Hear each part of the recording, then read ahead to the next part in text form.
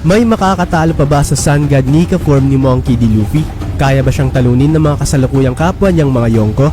May mga karakter pa bang nagtataglay ng kapangyarihan na di hamak na mas malakas pa at maaaring talunin si Luffy kahit na nasa kanyang Gear 5 Sun God Nika form? Kamusta kayong lahat mga ropa at welcome sa ating channel. Sa video na to ay pag-uusapan natin ang kung sino-sino nga ba ang mga natatanging individual sa kasalukuyang era ng One Piece na may kapabilidad na kayang makipagdikdikan at posibleng talunin pa si Luffy kahit na nasa kanyang Gear 5 Sun God Nika form. At bago tayo magsimula ay inaanyayahan ko po kayong mag-iwan ng like sa ating video at pakibalibag na rin ng subscribe button at notif bell dahil sa sobrang laking tulong po niyan sa ating channel. Ang Gear 5 ni Luffy ay ang awakening ng mythical Zoan Devil Fruit na Hito Hito no Mi Model Nika, formerly known as Gomu Gomu no Mi, kung saan nagagawa ni Luffy na makapag-transform bilang Sun God Nika. Nandyan pa rin ang rubber body ni Luffy, pero mas pinalakas nga ito na katulad sa ma-expect natin sa mga awakening din ng mga Zoan or mythical Zoan Devil Fruit users. Mas naging malleable or resilient ang katawan ni Luffy, kung saan parang ina-absorb ng kanyang katawan at nagiging kahugis niya ang mga bagay na tumatama sa kanya. Katulad sa nakita natin nang mahampas siya ni Kaido gamit ng kanyang kanabo. At sa kanyang Gear 5, di na kailangan pang mag-pump ng hangin para i-inflate ang kanyang katawan. Di katulad sa kanyang Gear 3 or Gear 4. At malayong mas makunat at mas malakas si Luffy sa kanyang Gear 5. At ang patunay nga nito ay nang nasaksihan nating pinagbabalibag niya ang Yonko na si Kaido na nasa kanyang dragon form pa. At sa sobrang lakas ng mga ataking sipa at suntok ni Luffy ay nagawa din niyang mapalipad si Kaido na parang isang normal na individual lang kahit na sobrang kunat nitong Yonko. At ang pinakamalakas na ability ng Sun God Nika form ay ang kapangyarihang limitless freedom na binibigay nito kay Luffy sa laban. Nagagawa na ni Luffy ang lahat-lahat at tanging imahinasyon na lang niya ang maglilimita dito. Nagagawa niyang maging isang higante, makapaglakad o makatakbo sa ere at ang nakakamanghang paghawak sa kidlat at magamit to bilang sandata sa laban. At sa laban nila ni Rob Lucci sa Egghead ay nasaksihan din natin ang ability ng Sun God Nika form ni Luffy na makalikha ng isang goggles mula sa kanyang buhok na nagpapahiwatig na mukhang kaya ding gumawa ni Luffy ng kanyang mga sariling sandata depende sa kanyang imahinasyon na siyang maaari nating makita sa mga laban ni Luffy sa hinaharap. Ito nga ang Devil Fruit na nagtataglay ng most ridiculous power in the world. At maaari na rin nating sabihin na ang pinakamalakas na Devil Fruit sa One Piece series na na-reveal sa ngayon. At mas nagiging nakakatakot nga itong Devil Fruit dahil sa ang user nito ay si Luffy na siyang sobrang creative at napakalawak ng imahinasyon. Kaya mag-e-expect tayo ng mas nakakagulat pa ng mga abilities mula kay Luffy. Pero sa ngayon ay mukhang di pa nga na ipapamalas ni Luffy ang buong potential ng kanyang Gear 5 Sun God Nika form. At expected na rin to dahil sa obviously it takes time para ma-fully mastered ang awakening abilities ng mga Devil Fruits. At dito na nga papasok itong mga individual na sa tingin kong may kapabilidad na kayang makipagdikdikan at posibleng talunin pa si Luffy kahit na nasa kanyang Gear 5 or Sun God Nika form pa sa kasalukuyang era ng One Piece. Charlotte, Linlin o Big Mom. Marami sa mga One Piece fans ang magdi-disagree dito dahil sa tinalo lang nga si Big Mom nila Law at Kid. At di hamak na malayong malayo nga ang power up ni Luffy kumpara dito sa dalawang piratang kabilang sa Worst Generation. Pero para sa akin nga ay di naman gaanong nalabnos si Big Mom sa kamay nila Law at Kid kumpara sa ginawang paggulpe ni Luffy kay Kaido. 2 versus 1 ang laban at nagtutulungan sina Law at Kid na atakihin si Big Mom sa kanyang mga blind sides. At kahit na sinasalo ni Big Mom itong mga napakalakas na mga atake ng dalawang pirata ay nangingibabaw pa rin ang kunat nitong Yonko. Nagtamo si Big Mom ng sunod-sunod na mga ultimate attack nila Kid at Law. Pero ipinamalas pa rin ni Big Mom kung gaano nga ba talaga kahalimaw ang isang Yonko. At sa tingin ko ay kayang-kaya ng lifespan consumption transformation ni Big Mom na makipagdikdikan sa Gear 5 Sun God Nika. Nakita nga natin to sa laban nitong Yonko against kay Law at Kid at di hamak na nagdominate sa kanilang laban nang gamitin ni Big Mom itong technique. Sobrang ang lumakas si Big Mom in terms of strength at kunat. Kahit pa nga ang mga sunod-sunod na ataking nagdudulot ng internal damage na tinatamo niya ay di pa rin to sapat para mapatumba bomba itong Yonko. At alam nating di nagawang mapawalang malay ni Law at Kit itong si Big Mom sa kanilang laban. Patunay lang to na kasing level lang din ni Big Mom si Kaido. Kung tutuusin diba, na siyang na-mention nga sa pagsisimula ng digmaan sa Wano. At ang ginawa nga nila para manalo ay hinulog nila itong si Big Mom mula sa Onigashima, na siyang sinundan pa ng mga napakaraming bomba na kasamang nahulog kay Big Mom direkta sa naglalagablab na magma. Nakakapagtaka nga na biglang nawala ang mga anak ni Big Mom sa Wano at di na sila muling pinakita, kaya may posibilidad niyang nailigtas nila si Big Mom. Na-reveal na din na Elbaf ang susunod na isla na pupuntahan ng Straw Hat Pirates pagkatapos itong Egghead Island arc. At alam nating may koneksyon at nakaraan si Big Mom dito sa isla ng mga higante. Maaari kayang makakaharap ulit ni Luffy si Big Mom sa Elbaf Island para na din matuloy itong naudlot na balagbagan ng Straw Hat Pirates at Big Mom Pirates sa Whole Cake Island. Dati nga ay wala man lang nagawa ang Gear Fort ni Luffy kay Big Mom, kaya sobrang nakaka-hype ngang masasaksihan ang muling paghaharap ni Big Mom at ni Luffy na nasa kanyang Gear 5 Sun God Nika form. Yonko, Kaido. Well, paniguradong may magsasabi na ba't naman naisama si Kaido sa listahan kahit na tinalo siya ng Gear 5 Sun God Nika. Kung 1v1 ang labanan, always bet on Kaido. Yan ang statement na nagpapatunay sa kung gaano nga ba talaga kahalimaw at kalakas itong Yonko, na strongest creature in the world. Di naman sa totally 1v1 ang laban ni Luffy at Kaido. Napakaraming ang hinarap ni Kaido bago sila naglaban ni Luffy. At makailang beses nga din niyang tinalo ang ating bida.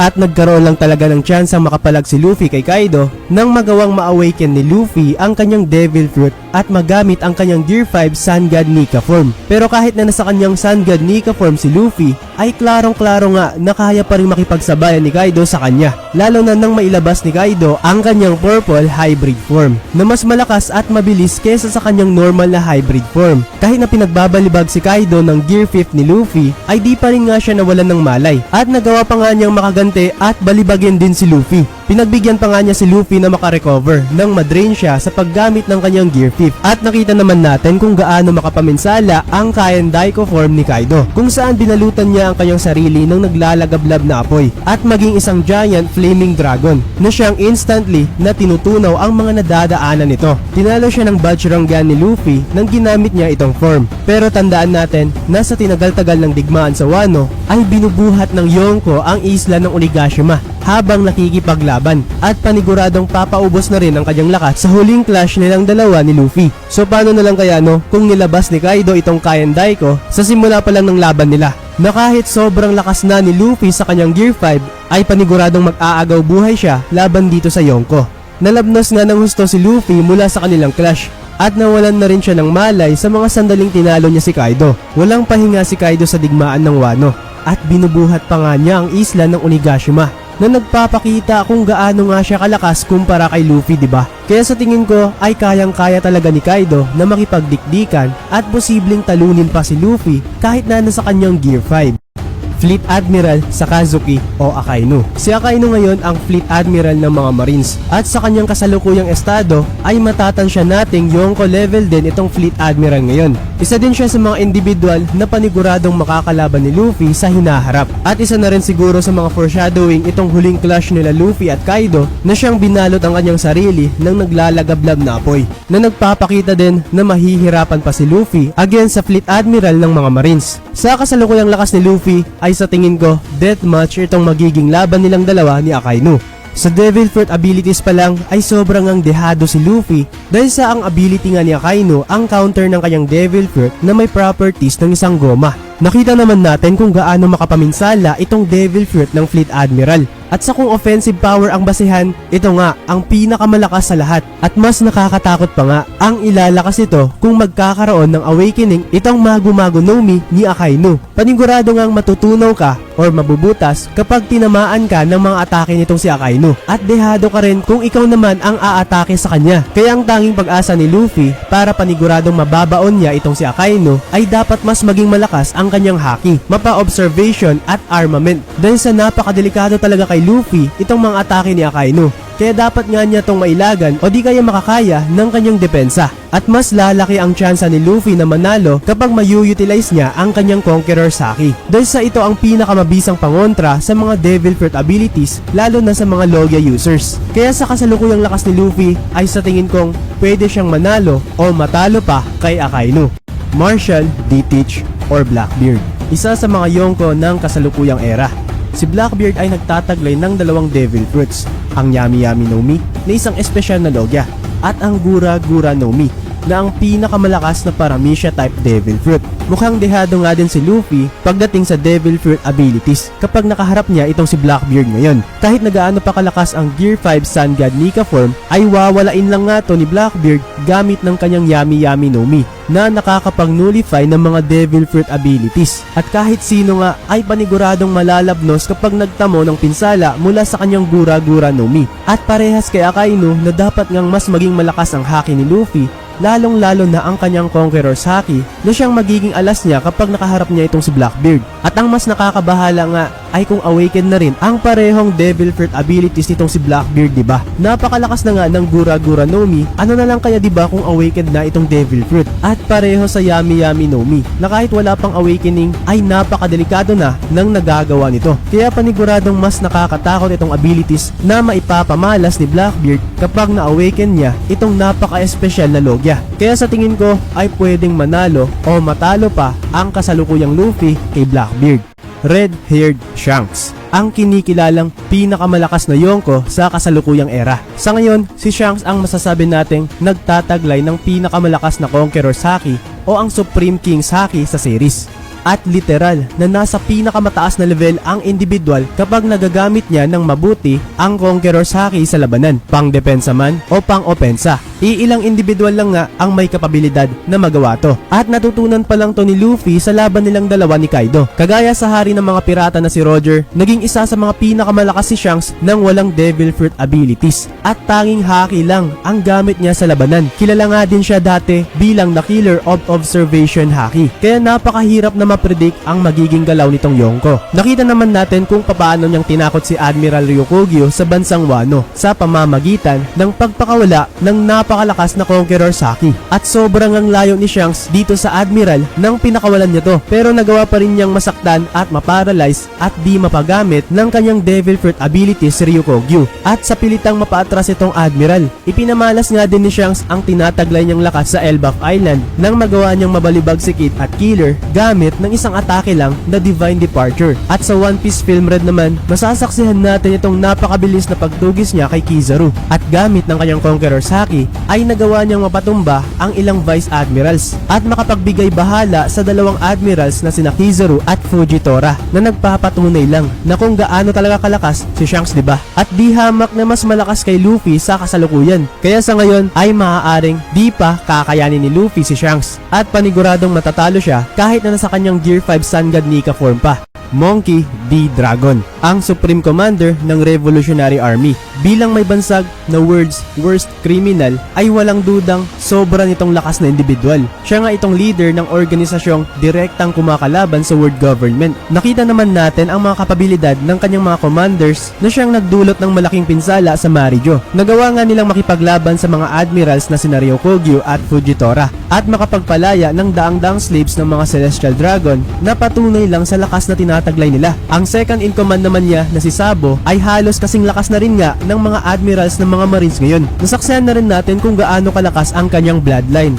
Ang ama niya na si Garp ay ang tinaguriang legendary hero ng mga marines na tumalo sa Rocks Pirates na pinakamalakas na pirate crew sa kasaysayan ng One Piece. At ang anak naman niya na si Luffy ay isang ganap na Yonko na ngayon. Kaya matatansya natin na si Dragon ay Yonko level din o above Yonko level pa nga. Kahit na di pa nare-reveal kung ano ang kapangyarihan nitong Supreme Commander ng Revolutionary Army o di kaya'y kung may Devil Fruit abilities ba siyang tinataglay, ay walang duda na isa din si Dragon sa mga Supreme King's Haki user na nasa level ng mga pinakamalakas na karakter sa series. At kung kasing lakas nga din niya si Shanks o mas malakas pa dito sa pinakamalakas na Yonko ng era, ay walang duda na di pa siya kakayanin ni Luffy sa ngayon kung maglalaban man sila.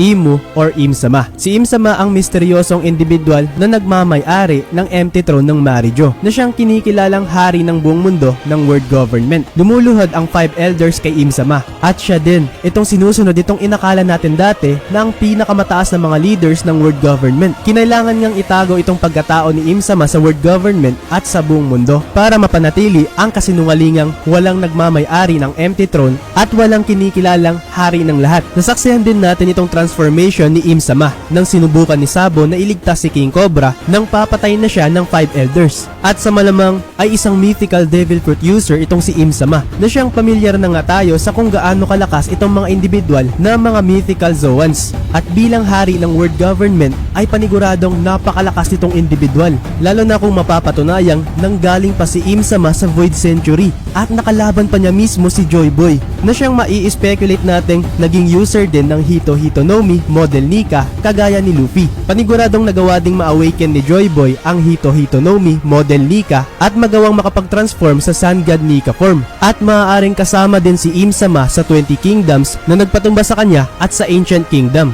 Maaari kayang nagharap din si Im-sama at Joy Boy sa Void Century dati. At kung di kinaya ni Joy Boy si Im-sama kahit na na-awaken na niya ang kanyang Devil Fruit, ay dapat nga na mas maging malakas si Luffy hindi lang sa paggamit ng kanyang Devil Fruit, kundi dapat maabot din niya ang level ng lakas ng haki ni Shanks o mas malakas pa dito at magawang maging pinakamalakas na Yonko ng era upang manalo laban kay Im-sama. Diyan na nagtatapos ang ating listahan ng mga individual na sa tingin kong may kapabilidad na makipagdikdikan sa Gear 5 Sun God Nika form ni Luffy at posibleng matalo pa ito. So kung may mga individual din na sa tingin nyong kayang pumalag kay Luffy sa kasalukuyan, ay pakishare na lang yan sa ating comment section. Maraming salamat po sa panunod at hanggang sa muli mga ropa.